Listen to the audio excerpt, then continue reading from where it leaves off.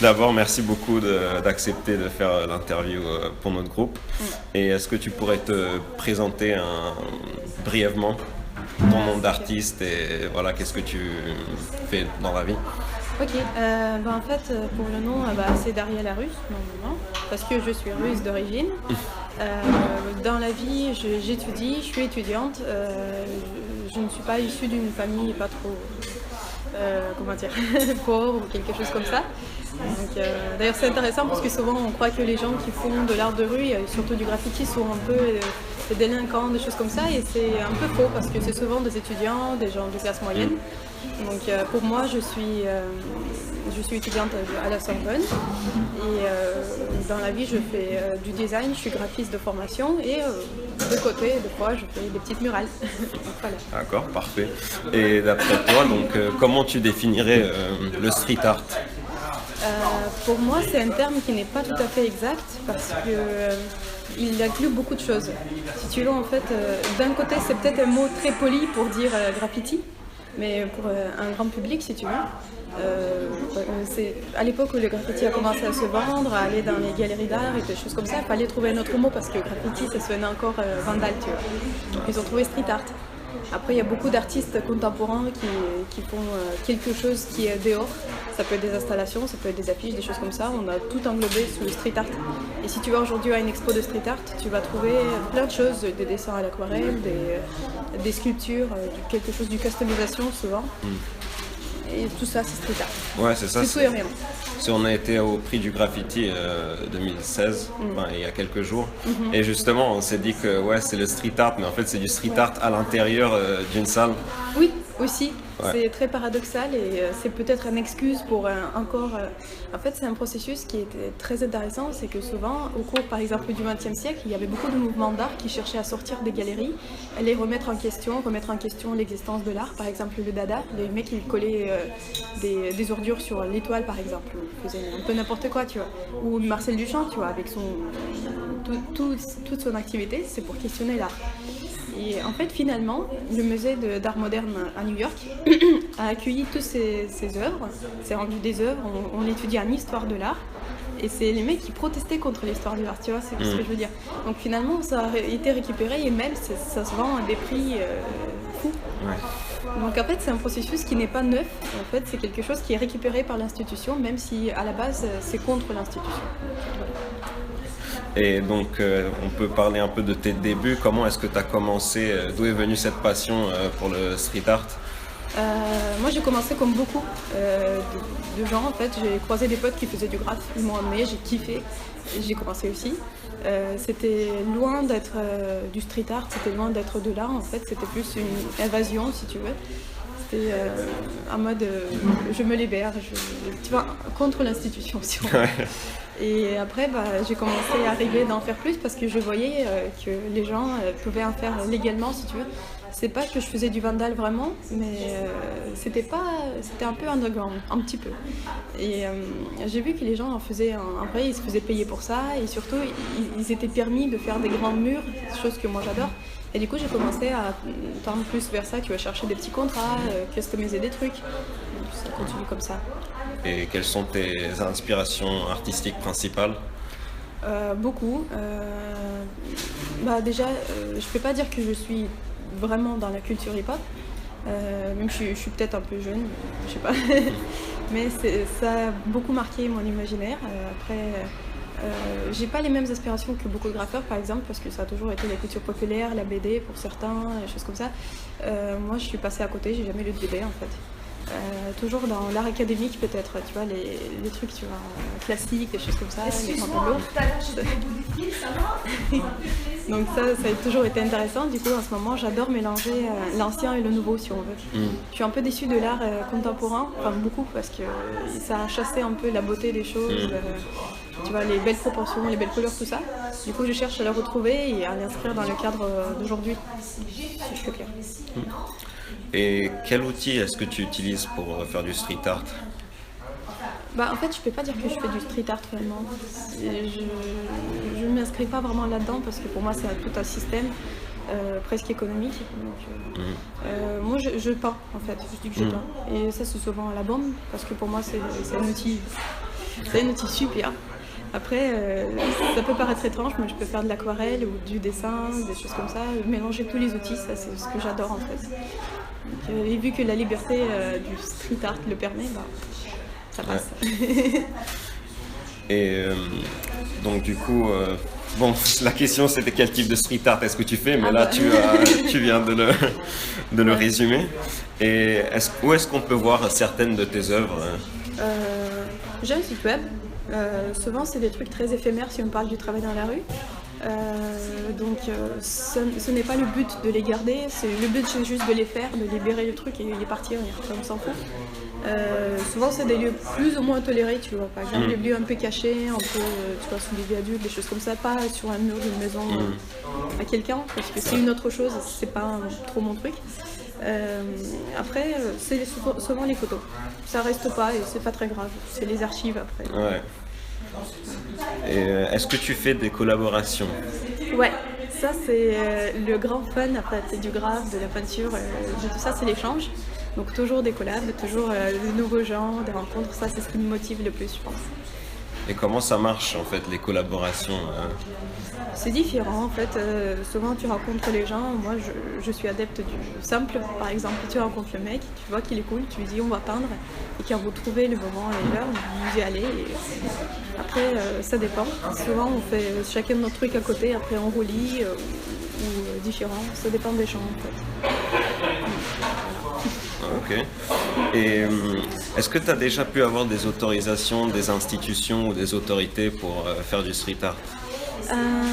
Oui et non. En fait, moi-même, je n'ai pas fait les démarches parce que c'est assez compliqué. Et surtout ici, il faut faire des démarches auprès des mairies, souvent des choses comme ça, et tout le monde sait à quel point c'est long.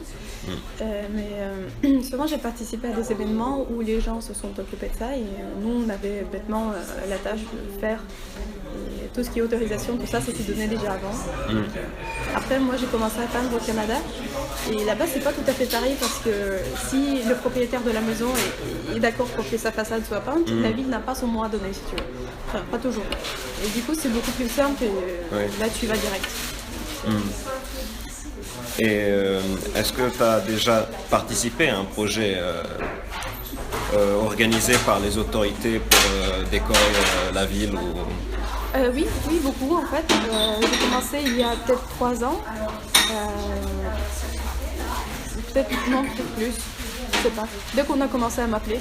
Donc c'est souvent des concours ou des appels à projets, ça peut être des gens qui organisent des festivals souvent, des événements, c'est très relié à l'événementiel en fait. J'ai déjà peint pendant des shows de musique, c'était un trip des mecs, ils mettaient un artiste derrière sur la scène direct en faisant leur truc. Et d'ailleurs c'est cool parce que les tableaux se vendaient, vraiment les gens ils venaient, ils étaient dans le flow et ils demandaient ouais ça coûte combien, je peux te donner ça, viens, et c'était direct tu vois. C'est pas une question d'argent, c'est plus une question, tu vois, de la personne est là-dedans et elle embarque, et, tu vois. Donc c'est bien ça. Et souvent c'était des échanges assez cool. Il y a aussi des jams qu'on appelle, c'est quand il y a plein d'artistes qui s'amènent de tous les côtés si tu veux, et c'est le plus le fun. Voilà. Ok, merci. Et est-ce que tu as déjà eu des problèmes avec les autorités? J'ai été chanceuse, non.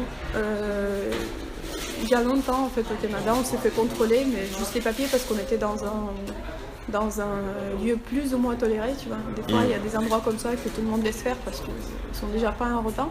Il y a ça de couches de peinture, mais non, ça va. J'ai été chanceuse. J'ai jamais cherché non plus. Bah tant mieux alors. C'est ça. Et est-ce que pour toi le street art autorisé ou l'exposition de street art, ça dénature le street art spontané et sauvage comme on dirait? Je pense que c'est pas la même chose en fait. C'est un grand débat en ce moment parce qu'il y a les graffeurs qui méprisent presque les mecs du street art parce qu'ils disent qu'ils ne cherchent que de l'argent, des choses comme ça, parce qu'ils s'exposent justement et collaborent beaucoup avec tout ce qui est autorité ou organisation, tout ça. Et il y a les artistes à leur tour qui font que c'est trop sauvage et qu'il faut quand même gagner sa vie. À un moment donné, c'est toujours le dilemme. Oui, c'est ça. De ne pas trop juger les gens pour ça non plus. Même que je me retrouve souvent dans une position un peu double parce que d'un côté, je sais pas, ça peut être un peu bizarre, tu vois. Comme par exemple donner des cours de graffiti aux enfants. Tu vois, pour moi, c'est bizarre. Mais après, j'ai déjà même eu à le faire parce que des fois, il faut manger. Ouais, c'est ça. Et aussi peut-être parce que ça peut t'apporter une autre expérience. Donc ça dépend comment tu le vois. Là-dessus, des fois, je me sens un peu traître. Des fois, ça passe. Ça dépend aussi comment c'est apporté. Si c'est peindre pendant un événement et que tu peins et c'est tout, c'est une chose. Si c'est, je sais pas, changer le truc, par exemple, justement, donner des cours de graffiti, ça prend pas les graffitis. Tu vois. Les mecs qui m'ont amené la première fois, ils m'ont dit, j'ai demandé apprenez-moi, ils font mais ça s'apprend pas, tu vas et tu fais, voilà, tu regardes, tu fais, et c'est que ça. Donc, Donc tu penses que la commercialisation du street art c'est un processus inévitable? Oui et non. En fait, si tu veux, il y a toujours des mecs qui sont passionnés, qui sont fous de ça, qui en mangent, qui viennent peindre tous les jours, toutes les nuits, ils font CETI, tout ça. C'est des mecs, des vrais fous qui font vraiment vivre ça. Et en fait, si tu veux, c'est un état d'esprit.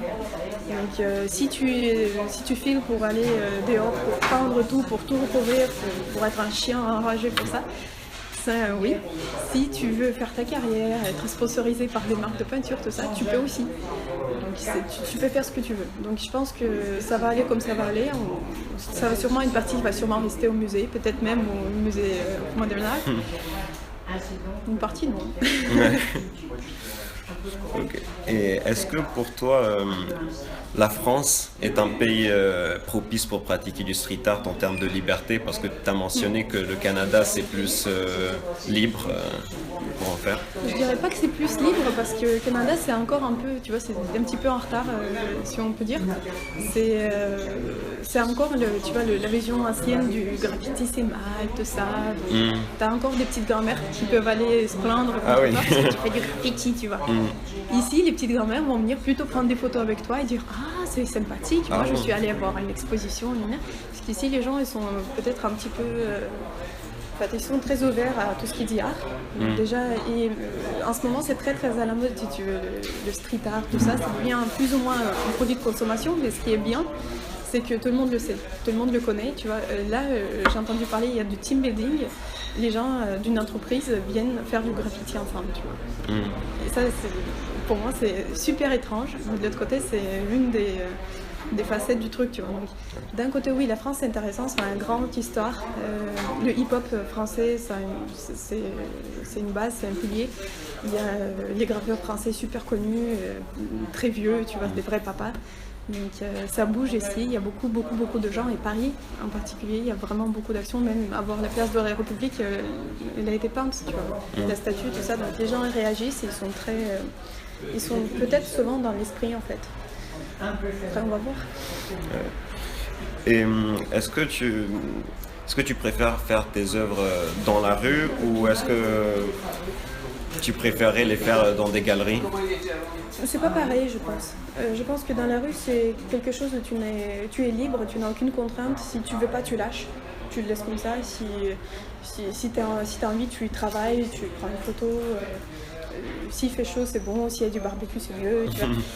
Et galerie, c'est plus un travail, c'est un vrai taf. Il faut bien préparer, il faut faire ses trucs. C'est pas la même chose et c'est pas le même rapport, tu vois. Le support, il est très important. Est-ce que tu as déjà été amené à faire dans des galeries? J'ai déjà exposé. Souvent, c'était des expositions collectives.